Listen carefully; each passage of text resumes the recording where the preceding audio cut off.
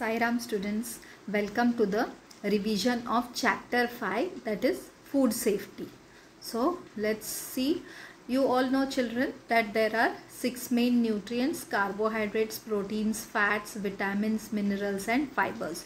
So all these, they are required for the growth and development of our body, and we get these nutrients from the food materials we eat, that is wheat, rice, jowar, pulses, fruits, vegetables, etc. Right? So what are the factors responsible for food spoilage? Now food spoilage, it occurs because how you can identify it, right? Sometimes the fruit or the skin of the fruit, it turns black. Then because of the wrong handling methods, like overcooking the food, then not storing it properly in the airtight container, or if you are keeping the container in a damp place, that is the wet place. And also the food may get spoiled also because of the transportation.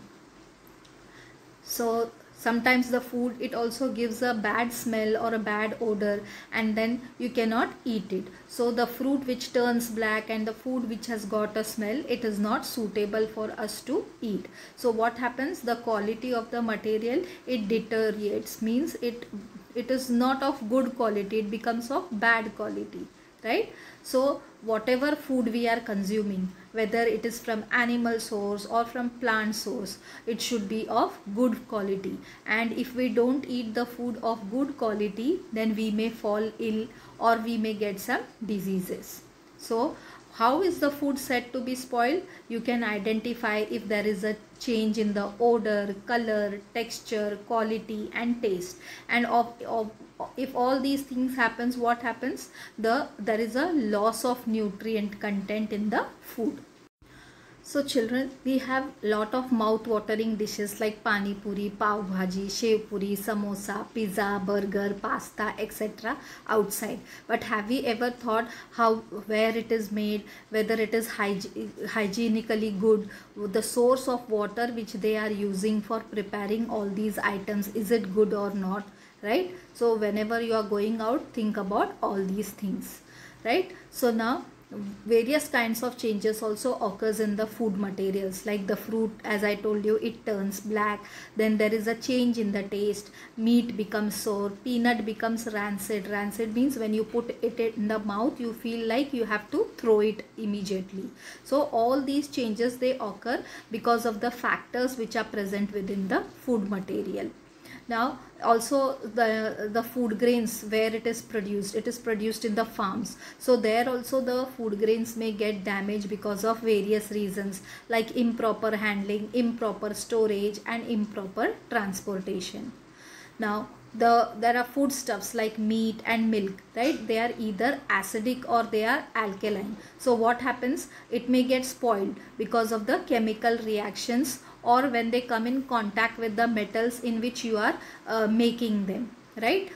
So the foodstuffs, it may also get spoiled because of the contamination of the microorganisms or the insects which are present in the surrounding air, water or soil.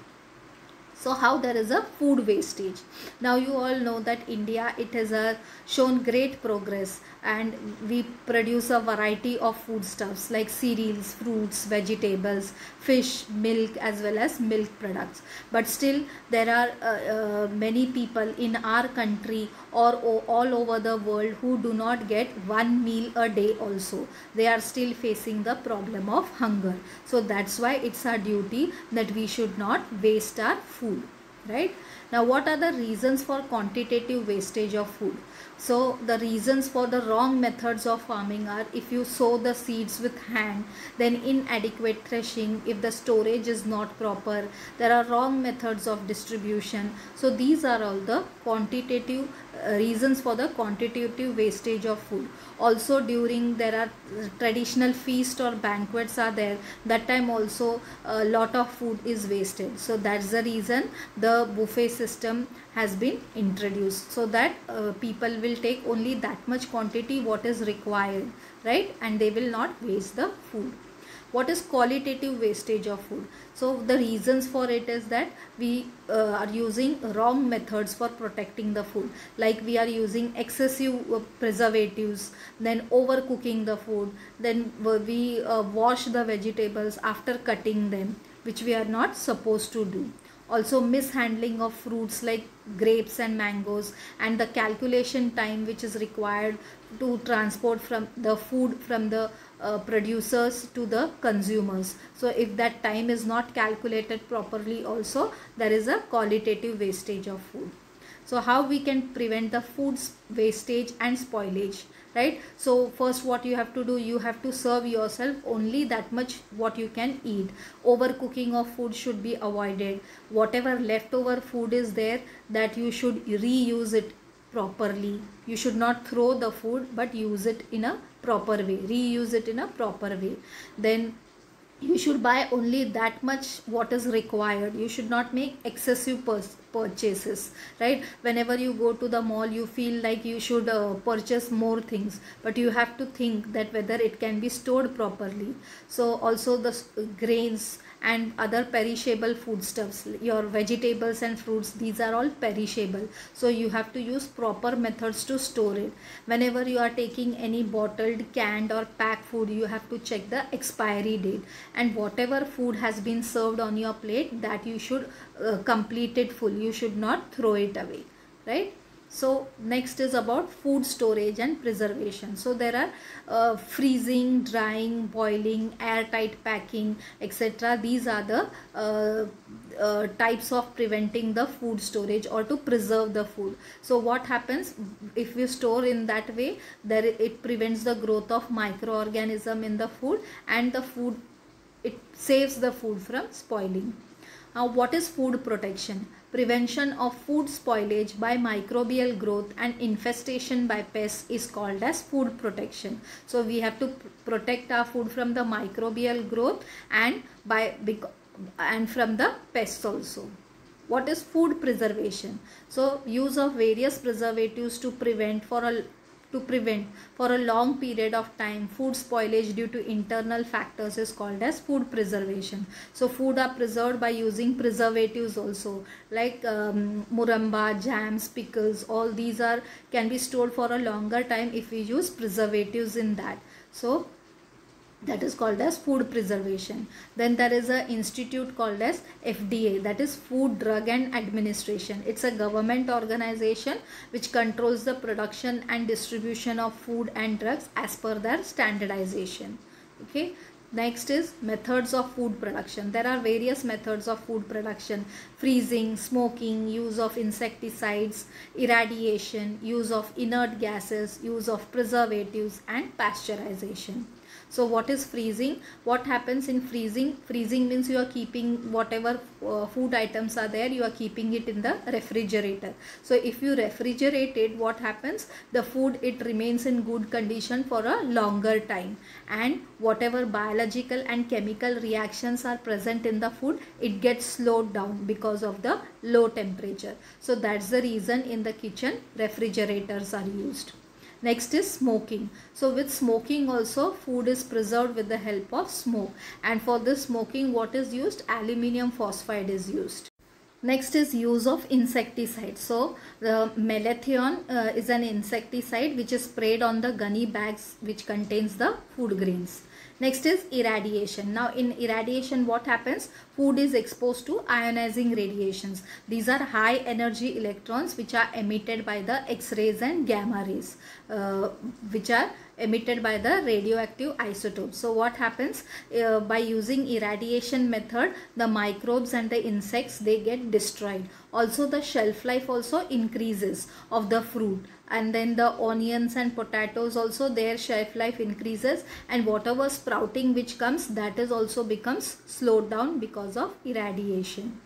Then these irradiation plants, they have been installed in Maharashtra at Lasalgaon for onions and potatoes, and Navi Mumbai for spices and condiments, right? Next is use of inert gas. Now children, you might have seen the potato wafers and other food products. It is fluffy in shape, right? So it is fluffy because of the nitrogen gas. This nitrogen gas is filled in this airtight packet so that the growth of the fungus or any insects can be prevented. Next is use of preservatives. So there are two types of preservatives, natural as well as chemical. So natural preservatives are your salt, sugar, oil, and these are used in pickles, jams, muramba, petha, etc. And chemical preservatives are your chemical items, right? Acetic acid, which is also called as vinegar, citric acid, sodium benzoate, some nitrate and nitrite salts. So these are all examples of chemical preservatives, and they are used in sauces, jellies, jams, packaged food, ready to cook food items. So because of these preservatives, we can keep the food safe for a longer time.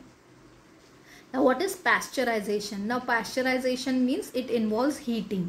So you can heat milk or similar food stuff up to a certain temperature of about 80 degrees centigrade for 15 minutes, and then you have to cool it, right? So that is called as pasteurization. So because of this, what happens? The microbes which are there in the milk, it gets destroyed and you can use it for a longer time. So that's the reason whenever we bring the milk from the dairy, we boil it, right? So who was the scientist who developed this technique of pasteurization? It is Louis Pasteur, right? Now what is adulteration of food? So what happens? People, they want to earn more profit. So that's why what they do, they add substances of low quality or cheaper substances of low quality and they mix it with the food stuff. So the substances are called as adulterants, and adding them to the foodstuffs is called as adulteration of food. So how do they adulterate the food? So milk vendors, what they do, they add urea to the milk. So this urea is also white in color. So what happens? The fat content becomes high in the milk. Then some shopkeepers, even though the expiry date has been bottles on the bottle, the expiry date which is given, that is already expired, but still what they do, they change the stickers and put a new expiry date so that they can so that they do not undergo any loss.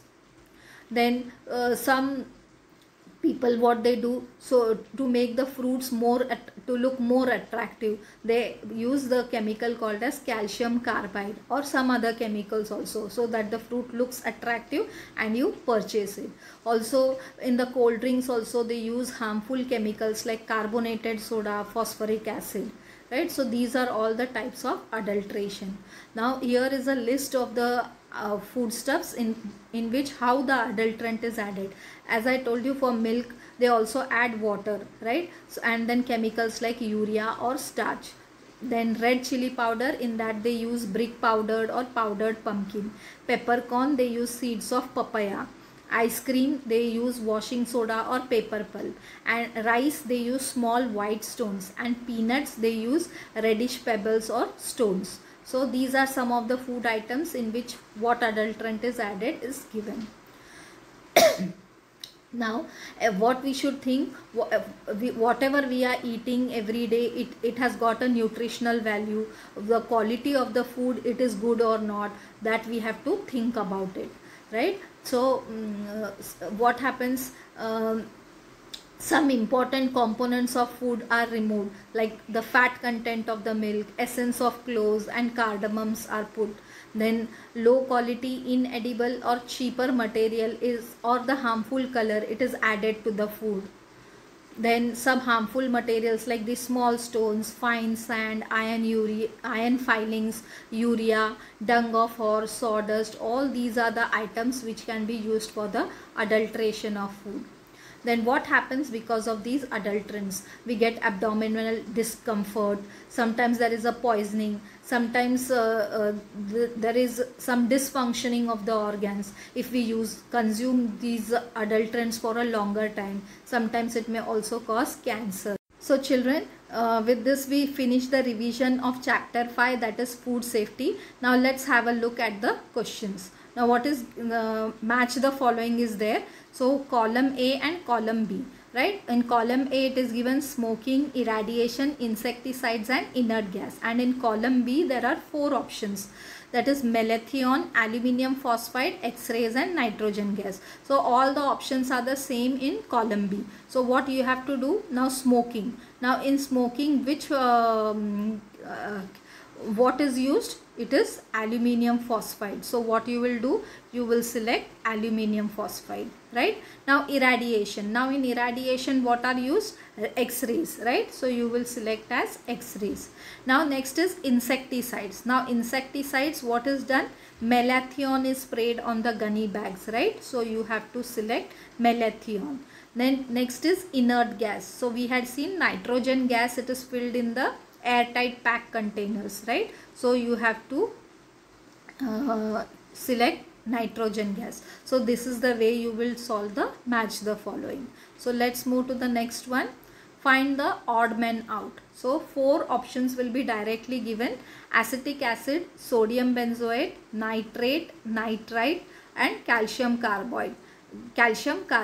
So you have to find out which is the odd man out. So if you remember children, these are the names of the chemical preservatives, right? Acetic acid, sodium benzoate, nitrate and nitrite, right? These are examples of chemical preservatives. And calcium carbide, it is the odd man out, because calcium carbide is not a preservative, it is a chemical which is used for making the fruits more attractive, right? So let's see the next one.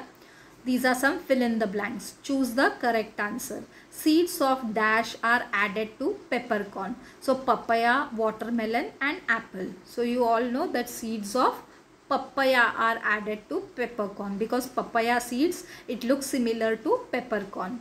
Now second one is, much food is wasted during dash feasts or banquets. So when is the food wasted? It is wasted during the traditional feast or banquets, right? Because in buffet you do not waste the food, and overcooking the food is not done only, right? So the answer is traditional feasts or banquets.